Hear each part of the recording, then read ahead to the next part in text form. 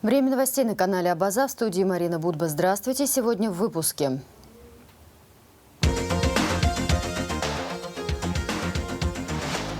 Возмущены бездействием. Депутаты готовят обращение к президенту в связи с энергетическим кризисом. Новый IT-горизонт. Образовательный центр «Сириус» готов принять абхазских абитуриентов.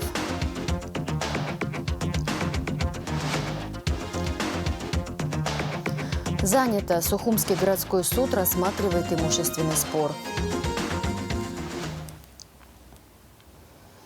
Об эпидемиологической ситуации в стране. По сообщению Оперштаба, от 13 июля тестирование на коронавирусную инфекцию проведено у 553 человек. Диагноз COVID-19 подтвержден у 187 из них. В Гудаутской ЦРБ 12 июля скончались две женщины 65 и 90 лет. Общее число выявленных заболевших коронавирусом составляет 19 219 человек. Зарегистрировано 269 летальных случаев. Выздоровели 15 890 человек. Представители гражданского общества обратились к правительству с просьбой ввести адекватные ситуации карантинные меры. Сегодня уже очевидно, что Абхазию накрыла мощная волна эпидемии COVID-19, которая требует от власти и общества срочного реагирования. Врачи, истощенные непрерывной напряженной работой по спасению тяжелобольных пациентов, прямо говорят о том, что их силы на пределе и что некому будет спасать людей, если количество инфицированных будет расти и дальше. Самая большая ответственность сегодня лежит на государстве, которое в этой, по факту чрезвычайной ситуации, обязано принять незамедлительные меры и обеспечить их строгое соблюдение. Необходимо вводить меры, которые будут носить строго обязательный, а не рекомендательный характер. Мы понимаем все риски, связанные с туристическим сезоном, но статистика свидетельствует о том, что если сегодня не принять более жесткие карантинные меры, завтра придется полностью закрывать страну. Как и раньше, мы готовы оказывать волонтерскую, гуманитарную, информационно-просветительскую, иную посильную помощь государству и населению в борьбе с инфекцией. Врач-эндокринолог из Гагры Эсма Асланзе также обратилась к населению. Если это война, почему воевать должны только медики? Где вы видели мирно разгуливающие под пулями и снарядами населения, а медики бегут всех спасать? Как-то нелогично. Люди, остановитесь, соблюдайте элементарные правила, носите маски, не посещайте массовые мероприятия, соблюдайте дистанцию, не заражайте других, заведомо зная, что вы больны.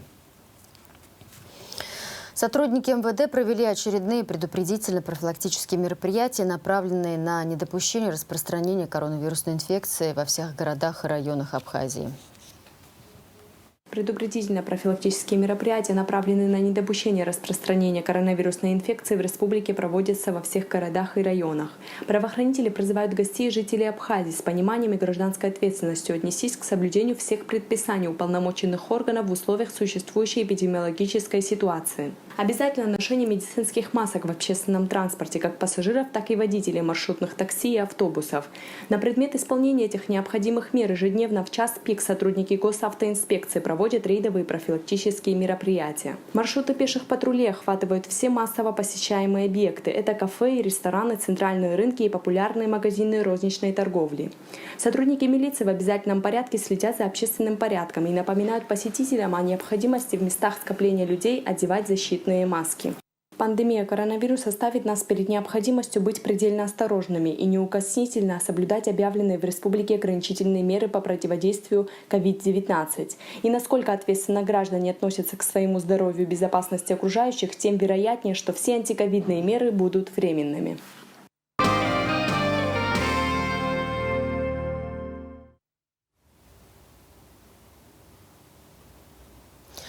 По поручению президента Аслана Бжани, руководитель администрации главы государства Алхаз Квициня провел выездное совещание в Галском районе. Обсуждалась эпидемиологическая обстановка, потребление электроэнергии, незаконная деятельность криптофирм, меры по борьбе с ними. Глава района Константин Пили опроверг информацию о том, что ранее обнаруженные и отключенные от энергосети 5 крупных майнинг-фирм вторично подключались к сетям. Они не работают, сказал он. Алхаз Квициня подчеркнул, что мнение о том, что якобы правительство разрешило этот вид деятельности, а потом само отменило свое решение, неверно. Я бы посоветовала этим людям внимательно прочесть постановление Кабмина и вникнуть в их суть, сказал Квициня. 1296 майнинг-устройств демонтировано и помещено на ответственное хранение сотрудниками МВД Абхазии совместно со службой госбезопасности. Представителями Госстандарта Республики и РУП «Черноморэнерго», сообщает пресс-служба МВД.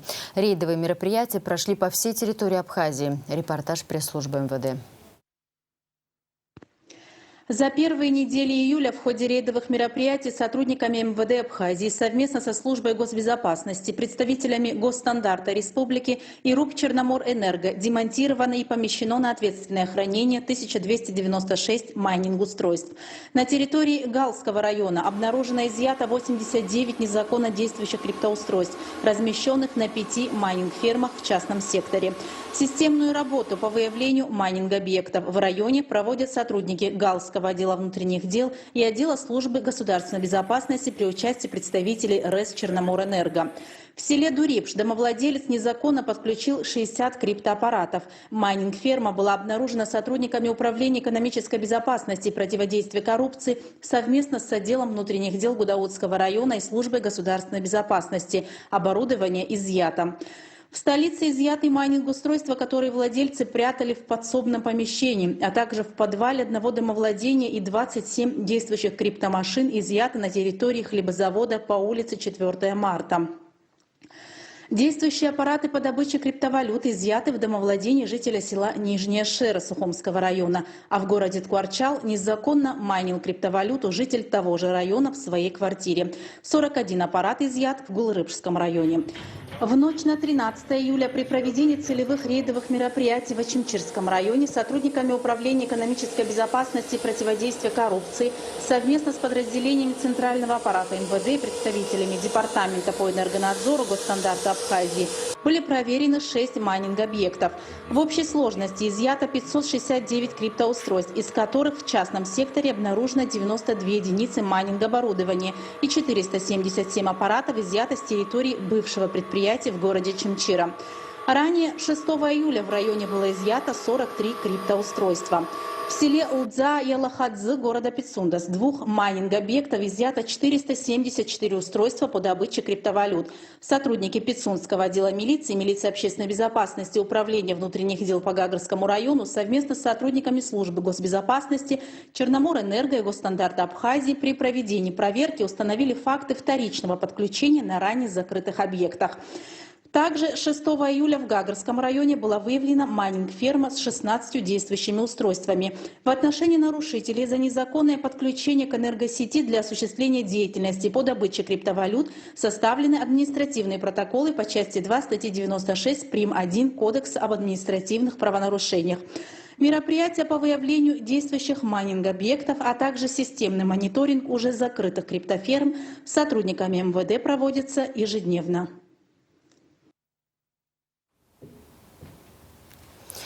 Группа жителей Ачимчирского района собралась в селе Араду во вторник 13 июля и выразила протест действиям силовиков, которые накануне провели рейды в этой части страны в рамках борьбы с незаконной добычей криптовалют, сообщает «Спутник Абхазии». МВД Абхазии совместно с Госстандартом изъяло более 560 единиц оборудования для майнинга в Ачимчирском районе за последние 2 дня, сообщил помощник министра внутренних дел страны Бадра Айба. Изъятое под протокол сотрудников Госстандарта сдано на склад. Работа велась в прежнем режиме, никаких эксцессов и превышения полномочий в части применения силы сотрудниками милиции не выявлены, отметил он. При этом недовольные граждане, по словам замглавы администрации Ачимчирского района Артемона Габилая, утверждают обратное. Якобы сотрудники профильных органов при изъятии оборудования никаких документов не составляли. Глава администрации Сухума Беслан Эшба провел совещание оперативного штаба по борьбе с незаконной добычей криптовалют. Соответствующим службам было поручено усилить работу и выявлять трехфазные подключения абонентов. Репортаж пресс-службы столичной администрации. Мэр Сухума призвал соответствующие службы усилить работу по выявлению оборудования по майнингу криптовалют. Призываю всех усилить работу по выявлению оборудования по добыче криптовалюты. Я думаю, что те мероприятия, которые мы проводили более интенсивно, они дали свои результаты. Начальник отдела энергосбыт СОЭС Джамбулат Аршба отметил, что работа по выявлению и отключению майнинговых ферм совместно с УВД города Сухум продолжается. На прошлой неделе было отключено 11 маленьких ферм. Работа продолжается по выявлению и отключению майнинговых ферм. Совместно с милиционерами на прошлой неделе мы отключили 11 маленьких микроферм. Акты составлены, переданы в энергонадзор. Там 10 машинок, 5 машинок, не больше этого. Надеюсь, что не хочу соврать, надеюсь, по городу Сухум крупных нету. Но по всем объектам мы прошли и маяк, и город, и сейчас набережную заканчиваем. Джамбулат Аршба считает, что некоторый рост расхода электроэнергии имеет место за счет увеличения количества отдыхающих в городе Сухум. Рост электроэнергии идет, естественно, за счет увеличения количества отдыхающих в городе Сухум. У нас по частному сектору везде рост электроэнергии идет. Кондиционирование, кормление и тому подобное. Беслан Ишба поручил перепроверить на потребление электроэнергии все промышленные предприятия, вне зависимости от форм собственности и от того, функционируют они или нет. Все промышленные предприятия, которые и работают, и не работают, какая бы форма собственности не была, частная, государственная или там просто на данный момент находится незадействованным, там находится в распоряжении нашего госского имущества и так далее. Все надо обратно перепроверить. Все. Первое, это должны стоять счетчики. Вторые, соизмеримость потребляемой электроэнергии к тому виду деятельности, который они ведут. Джамбулат Аршба проинформировал, что за последние 2,5 месяца проведены мероприятия по проверке 454 объектов в Сухуме. 30 объектов отключили от трехфазного питания, установили около 50 новых счетчиков. В результате собрано на 2,5 миллиона рублей больше, чем за аналогичный период прошлого года. После того, как энергосбыт Сухума вошел в состав СУЭСа, май, июнь и 13 дней июля, мы провели мероприятие по проверке независимой формы собственности. 454 объекта по городу Сухум.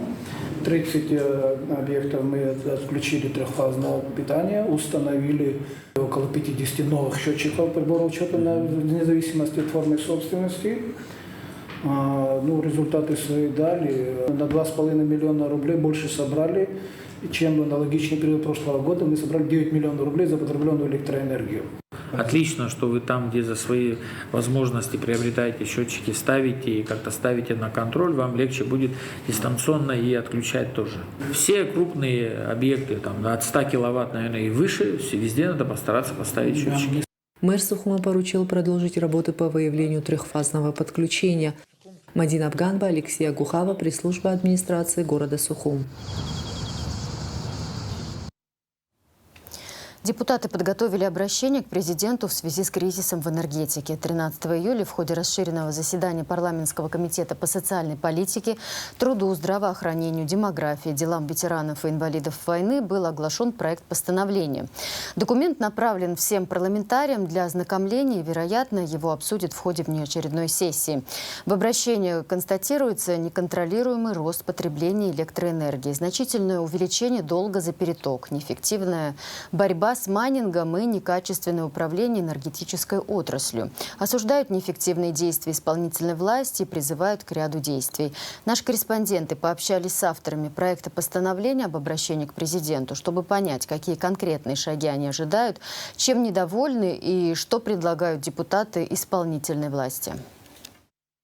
Народное собрание Абхазии заявляет свою крайнюю озабоченность и выражает свое решительное возмущение неэффективным управленческим решением, принимаемым руководителями центральных органов государственного управления и подведомственных им учреждениям и организациям. Говорится в тексте постановления.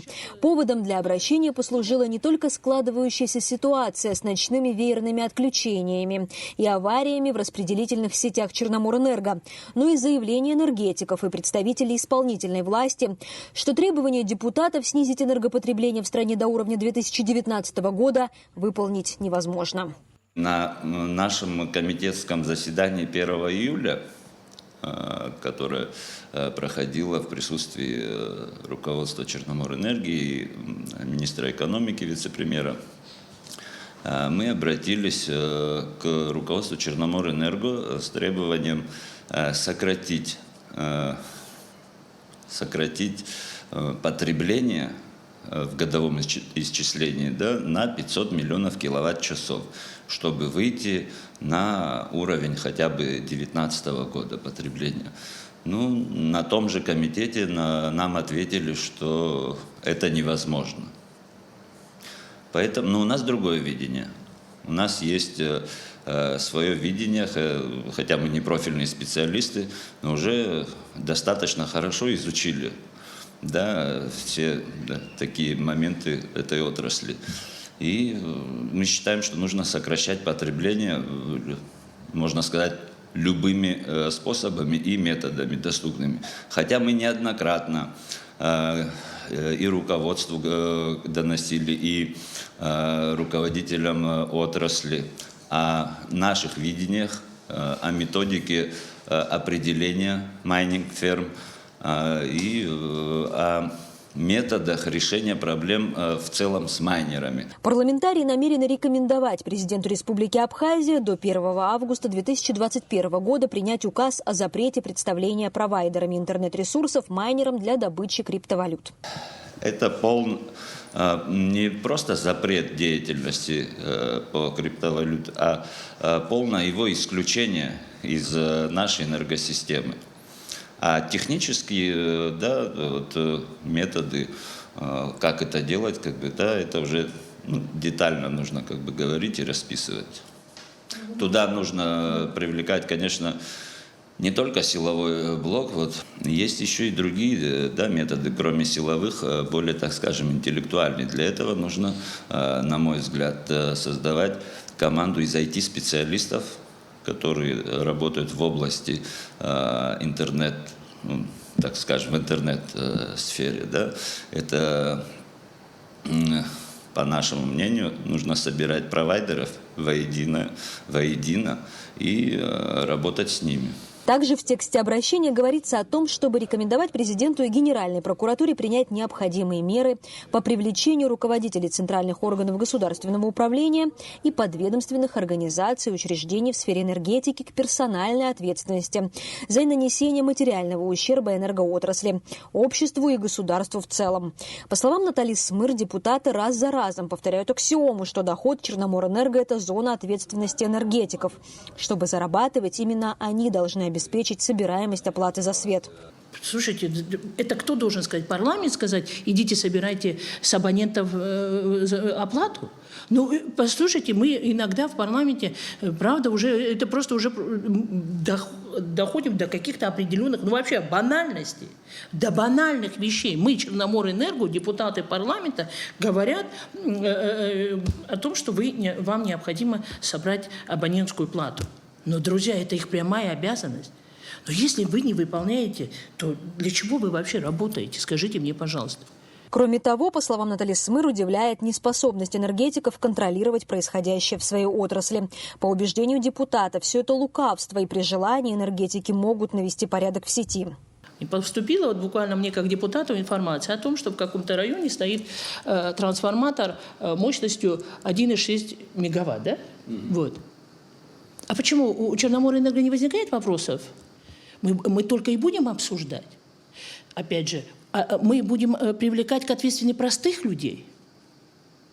Слушайте, никто, ни у кого, откровенно говоря, сегодня есть реальная возможность, и в частности и у Черноморэнерго, в контексте совместно. Слушайте, кто мешает им мониторить свои сети? Вы же видите, стоит стол. Там висят на этом столбе, прошу прощения, это просто я, женщина, которая не имеющая к электроэнергетике вообще никакого отношения.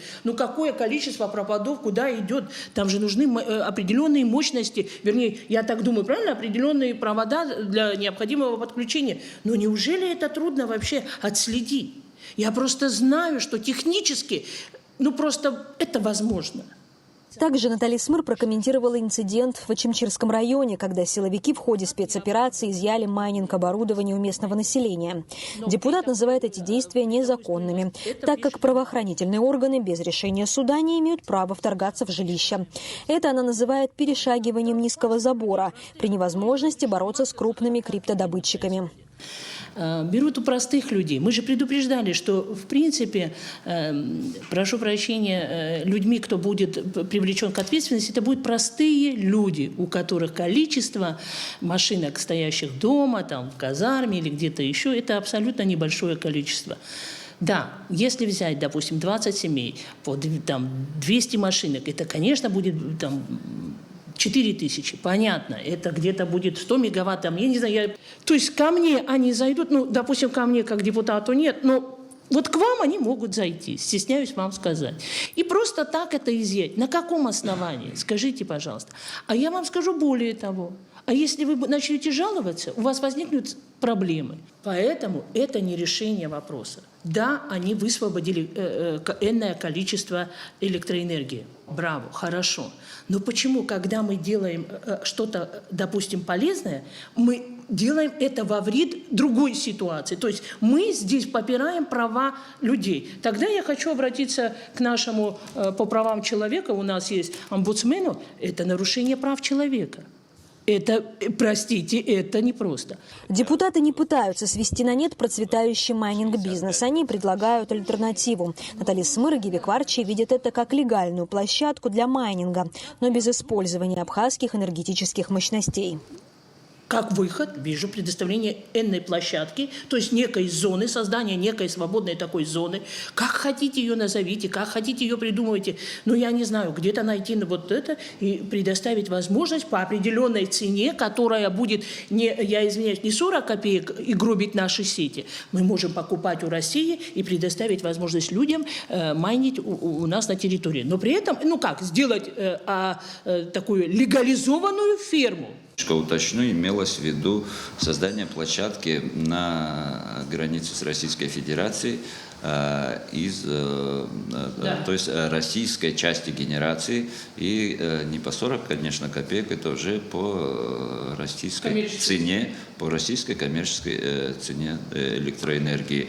И в то же время многие наши граждане занимаются добычей криптовалют на территории России и платят не менее 3 рублей за киловатт-час, и это приносит им выгоду. Проект постановления об обращении Народного собрания к президенту Республики Абхазия в связи с кризисом в энергетической отрасли депутаты намерены вынести на ближайшую внеочередную сессию парламента. Я думаю, что мы все делаем в рамках закона. Это будет инициировано определенной группой депутатов, то есть 1/3 частью. Это порядка 12 депутатов. Я думаю, 12 депутатов точно подпишут заявление. Поэтому на основании данного заявления спикер не может игнорировать.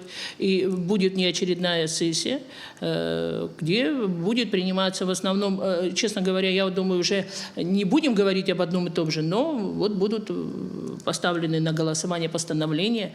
И, честно говоря, я даже, ну как хочу сказать, у меня нет сомнений в том, что это постановление не должно пройти, потому что там будет очень хороший представлен законопроект. Ну как, на закон нельзя говорить, что очень хороший, но он как бы будет иметь такую, выполнять защитную функцию с точки зрения наших стратегических объектов. То есть мы энергетику придаем статус стратегического объекта, и это очень тоже правильно. То есть, а если он стратегический, значит, здесь вступают в силу другие какие-то, ну, уже законные меры, но которые будут запрещать либо продажу. А инвестиции, я хочу еще раз, чтобы мы понимали, наш закон, ни закон об инвестициях, ни закон об энергетике не запрещает вкладывать в данные отрасли. Не запрещает, там нету запрета. Там просто речь почему идет? Конечно, мы же понимаем, что если вкладываться в энергосистему, да, в электроэнергетику, то это, правда, высоколиквидные отрасли, понимаете? Но при такой стоимости за киловатт-часов, как у нас, это быть не может, конечно, 40 копеек никто. Депутаты надеются, что их обращение будет адекватно воспринято и немедленные действия исполнительной власти благоприятным образом отразятся на энергетической отрасли Абхазии. Марьяна Котова, Раму Камке, Абаза ТВ.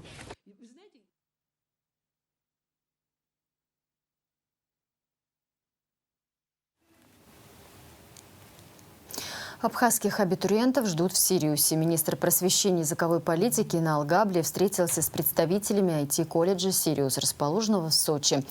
Образовательные программы данного учебного учреждения направлены на подготовку специалистов высокого уровня, готовых к профессиональной деятельности в лучших компаниях отрасли IT. О встрече подробнее Анастасия Никонова. У абхазских выпускников появилась возможность поступить в IT-колледж «Сириус». Образовательный центр расположен в Сочи. По словам министра просвещения Инала Габля, является одним из лучших в России в отрасли IT. Я очень рад и благодарен тому, что вы так проактивно отнеслись к процессу обучения и наших студентов, наших абитуриентов. И это уникальная возможность, которой, я уверен, воспользуются наши дети. Тем более Сочи совсем близко. Мы будем рады тому, чтобы лучший образовательный центр России стал новым домом для детей из Абхазии.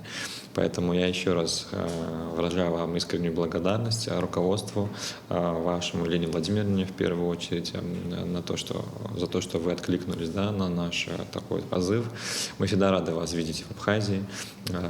Послезавтра мы тоже планируем к вам на конференцию по когнитивным исследованиям. Мне лично эта тема очень интересна.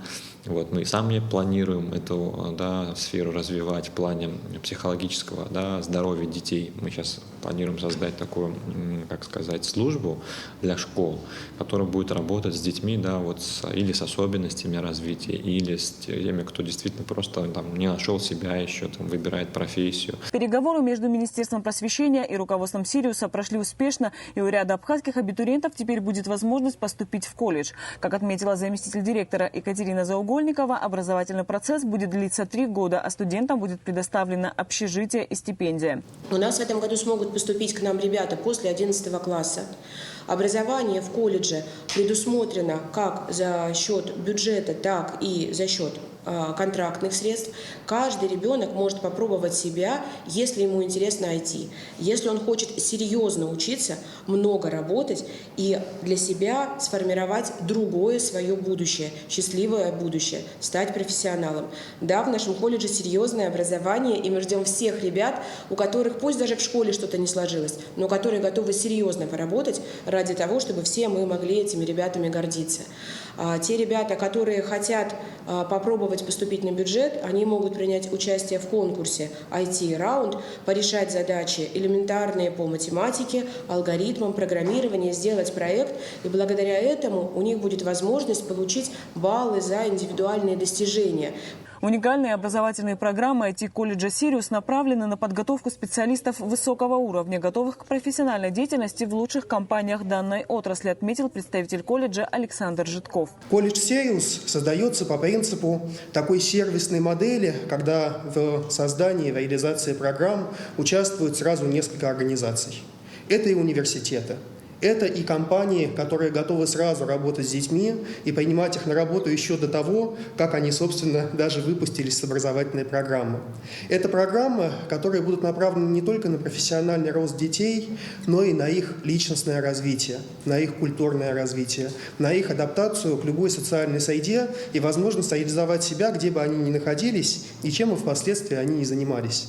Для нас, пожалуй, студент является самой главной фигурой. Мы постараемся сделать так, чтобы обучение было не только с точки зрения их профессиональной подготовки качественным и востребованным, но и чтобы мы помогли каждому студенту, который поступит к нам, развиваться и быть полезным как для себя, так, собственно, и для всех, кто его окружает. Отбор студентов из Абхазии для поступления в IT-колледж «Сириус» будет проводиться в Министерстве просвещения и языковой политики. Вся подробная информация о времени проведения появится на официальном сайте ведомства. Анастасия Никонова, Торник Амичба, Абаза ТВ. В нашу редакцию обратилась семья Маргани с просьбой осветить ход гражданского процесса в здании Сухумского городского суда. Рассматривается имущественный спор. Исковое заявление села Гавак Маргани о признании права собственности на домовладение и признании свидетельства о праве на наследство недействительным рассмотрит судья Марат Авицба. Сейчас суд находится на стадии исследования доказательств. Стороны выступают с ходатайствами о приобщении письменных и иных доказательств, а также допросах свидетелей как от истца, так и от ответчика. Подробнее в репортаже Элеонора Гилаян. Заседания проходят уже несколько месяцев. Если коротко, то суть спора такова. В 1956 году Шалва Марганя с супругой Александрой построили в Сухуми на улице Станционной дом для своего сына Шермадина, ответчика по рассматриваемому делу. Позже знакомые семьи, родители истца Силагава, обратились к ним с просьбой прописать их в доме, так как в советское время нельзя было трудоустроиться в Сухуми без прописки. Те просьбу выполнили. В 1989-м Шалва Марганя умер. В право наследования вступила его супруга Александра. А потом началась война. Семья Марганя уехала в Москву, и по версии истца Силагава его семья отправилась в 1993 году по месту прописки, то есть в дом Марганя. По версии ответчика, в период с 1993 по 2019 Силагава неоднократно предупреждался Шермадином Марганя и членами его семьи о том, что ему нужно освободить дом. Однако тот говорил, что ему негде жить, и потому хозяева разрешили временно находиться в ныне спорном доме. Теперь же Силагава претендует на признание права собственности на основании 233 статьи Гражданского кодекса, которая позволяет стать собственником домовладения спустя 10 лет непрерывного открытого добросовестного проживания. А также требует признать свидетельство о праве на наследство Шермадина Марганя недействительным, так как его мать Александра умерла в 2004, а в права на наследство он вступил только в 2019 через суд. Ваша честь, в соответствии со статьей 132 судья отказывает в принятии искового заявления в случае, если в заявлении, поданном от своего имени, оспариваются акты, которые не затрагивают права, свободы и законные интересы заявителя. В нашем производстве, как мы видим, в вашем производстве суда Сухумского городского суда находится исковое заявление о признании права собственности по приобретательной давности. В то же время в данном исковом заявлении оспаривается документ, то есть акт. Это свидетельство о праве собственности по закону, которое, так сказать, получил наш доверитель. Мы считаем, что данное требование является незаконным, так как в соответствии со статьей 1098 наследование осуществляется либо по завещанию, либо по закону. И данная норма определяет круг лиц, которые могут быть призваны к наследованию по закону или по завещанию. Уважаемый доверитель не представил никаких доказательств того, что он относится к тому кругу лиц, которые могли быть призваны по закону или по завещанию. Значит, соответственно, никакие права данным документом не могли быть нарушены, так сказать, данным гражданином. Поэтому мы считаем, что данное требование, оно противоречит закону, так как никаких прав, связанных с наследованием, у нашего, так сказать, представителя истца нарушено не было. Истец вправе дополнять, изменять и уточнять свои исковые требования в соответствии с Гражданским кодексом, парировала адвокат Силагава Кристина Габелия. Первичное исковое заявление Силагава было подано о признании права собственности в силу приобретательной давности. Впоследствии данное дело было приостановлено до того момента, пока Президиумом Верховного суда не была рассмотрена надзорная жалоба Силагава. По результатам данной надзорной жалобы решение Сухумского городского суда было отменено. 26 июня 2019 года вынесено решение, которое послужило основанием к выдаче данного свидетельства о праве на наследство.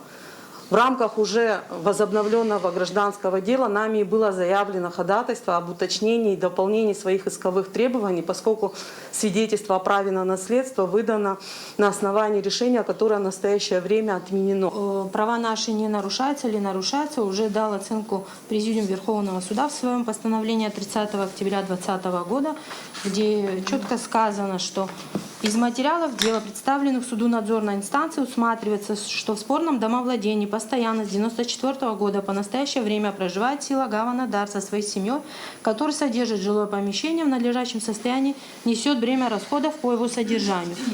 То есть судом первой инстанции принято решение о правах Силагава, не привлеченного к участию в деле. Далее следует указание надзорной инстанции, которое является обязательным для суда первой инстанции при новом рассмотрении о том, что нужно разъяснить участникам процесса право разрешить спор в порядке искового производства. Своим правом на реплику воспользовалась сторона ответчика. Кстати, сам Шермадин Марганя в процессе участия не принимает. Участвуют его дочь, 3 представителя и адвокат. Во всяком случае, из закона, из статьи 233, при рассмотрении искового приобретательной давности никогда не ставится вопрос о том, чтобы отменить какие-либо правоустанавливающие документы. Иначе это бы противоречило бы вообще сути данного института приобретательной давности. Вы можете себе представить, что мы, рассматривая иски о приобретательной давности, отменяли бы правоустанавливающие документы 50-летней давности. В данном случае никакой правоустанавливающий документ, ну как мы принято говорить, титульного собственника не имеет значения. Верховный суд отменил решение, направил на новое рассмотрение, углядев спор о праве, это углядел нарушение именно процессуальных, а не материальных норм.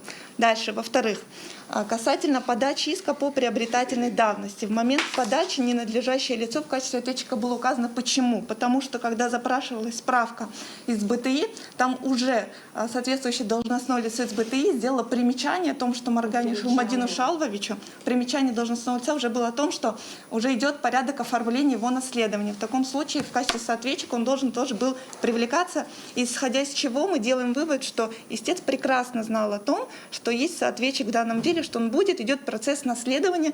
Как мы сказали, это озвученный истинный порядок наследования, он со времен римского права еще уже установлен и не меняется. Суд заявил, что конкретно это ходатайство будет учтено при принятии решения по существу дела. Следом перешли к допросу свидетелей. Сначала со стороны истца. Свидетель Джиджилава, сосед истца, подтвердил, что с 1993 года Силагава с семьей проживает в доме на Симирджиева, а семью Марганя после войны лично он не видел ни разу, но слышал, что однажды они приезжали. По его словам, Силагава знал, кому принадлежит дом, в который он заселяется. Извините меня, дом уже был занят, если не Надар, там уже другие люди жили бы. Я тоже пришел 27-го Восточный Западный фронт встретились. Я приехал, уже мою бабушку с дома выгнали. Я вернул. Извините меня, если хозяин ходил бы, пришел бы, сказал бы: брат, ты же знаешь меня, я вернусь. Никто не пришел вовремя, не сказал. Я же пришел на второй день, дал людям 3 дня, они уехали. Пошли рядом, двухэтажный дом взяли. Еще больше, чем. Адвокат ответчика Фрида Лазбе, напоминая, что их сторона считает иск незаконным, выступила с ходатайством о приобщении в качестве письменного доказательства документов, доказывающих, что Силагава состоит на учете в администрации города Сухум как нуждающийся в предоставлении жилья и претендует на квартиру по адресу Симирджиева, 142. Сторона ответчика ссылается на то, что для применения 233 статьи необходимо не знать, кто является собственником жилья, и считать его своим, а значит не стоять в очередях на другое. Это ходатайство суд удовлетворил. Следом допросили свидетеля со стороны ответчика, его родную сестру Лиану Марганя. Наш дом, дом моего брата, дом моего отца. В этом доме вы выросли? Конечно. Скажите, пожалуйста. Я родилась там. Я вообще знала, что это какие-то, я не знаю, там знакомые мои, их дедушка или кто-то был знакомым моего отца. И просто это было какое-то свадебное мероприятие. Папа был очень добрый человек. У нас были прописаны не только он, а и другие абхазцы были прописаны. Вот, например, Губас Ваня был прописан. Он герой соцтруда потом стал, машинистом. И его семья была у нас прописана. Они никогда ни на что не претендовали, однако. Ну что вам сказать? Отец сделал доброе дело. Да, вот. Отец сделал доброе дело, как он всем помогал и устраивал на работу потом. Потому что в Сухуми невозможно было жить без прописки. Так как дом был собственностью, и собственником был он, отец, то любой прописанный в нем человек не имел права на эту собственность. И он прописывал, помогая. Судебные заседания по рассматриваемому делу продолжатся на следующей неделе. Элеонора Гилаян, Сасрыку Агуха, Абаза ТВ. Нетрезвым святые места посещать не надо. Священнослужители Новоафонского монастыря выступили с обращением к туристическим организациям Абхазии, в котором просят их предупреждать туристов о том, как себя вести в священных местах Нового Афона. К глубокому сожалению, определенное количество туристов доставляется в Новый Афон в нетрезвом состоянии. Они в таком виде посещают монастырь и Новоафонскую пещеру. В этой связи мы просим туристические организации проявить ответственность к тому, как и в каком виде туристов доставляют в святое место. Министерство по туризму и другие организации, работающие в сфере туризма в Абхазии, просим принять во внимание данное обращение, говорится в документе. 14 июля на База ТВ 5-й выпуск авторского проекта Эльвиры Арсали «История одной картины». Он посвящен работе Лео Шервашидзе. Иллюстрации к абхазским сказкам «Красавица Гунда» и «Герой Сосрыква». В 1935 году вышла в свет книга «Абхазские сказки» под редакцией Арсения Хашба и Виктора Кукба. Над изданием вместе с учеными работал молодой художник Лео Шервашидзе, который обладал глубокими знаниями в археологии, этнологии, истории искусств. Для этого редкого издания он создает серию иллюстраций, выполненных в стиле европейской гравюры. Проект реализован при поддержке Абхазского общественного фонда развития Амшара и ЗАО «Аквафон ЖСМ».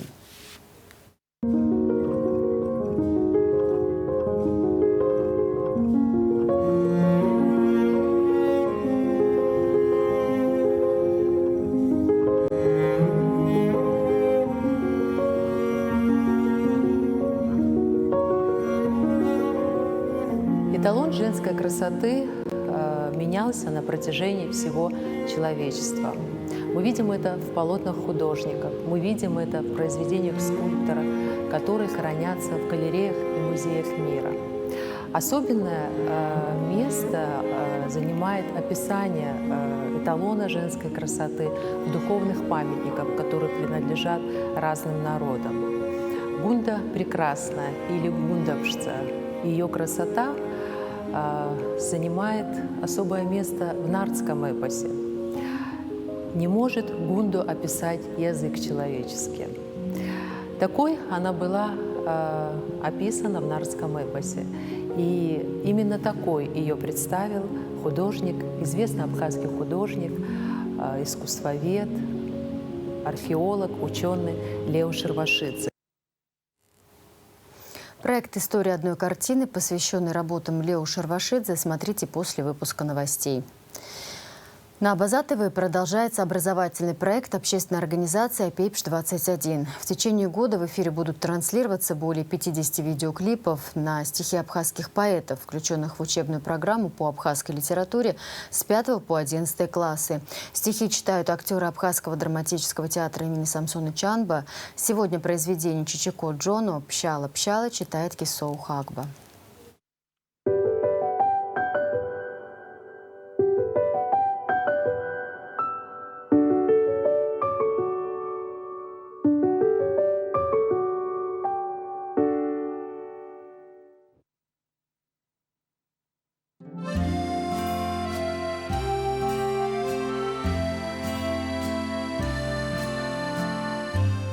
Чичико Джону, Алафаша, пщала-пщала.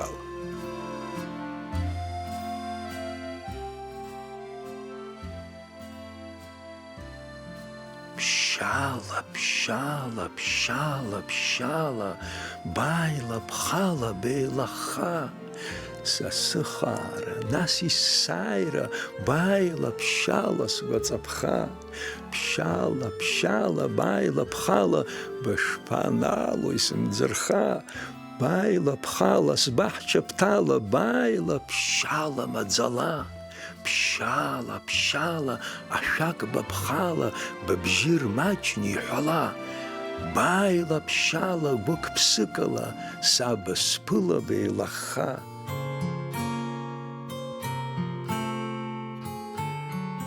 Сасыхара, наси сайра, байла, пщала, свацапха.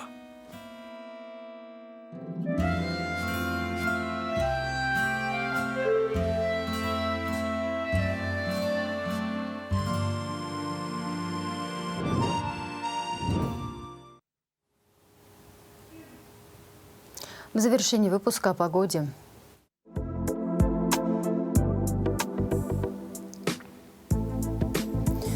четверг, 15 июля, ожидается облачная погода с прояснениями. Местами ночью и утром кратковременный дождь.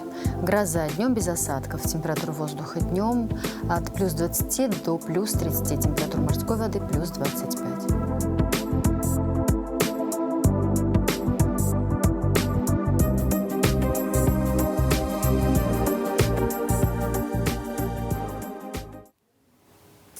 На этом пока все. За развитием событий следите вместе с нами на сайте abaza.tv. До встречи!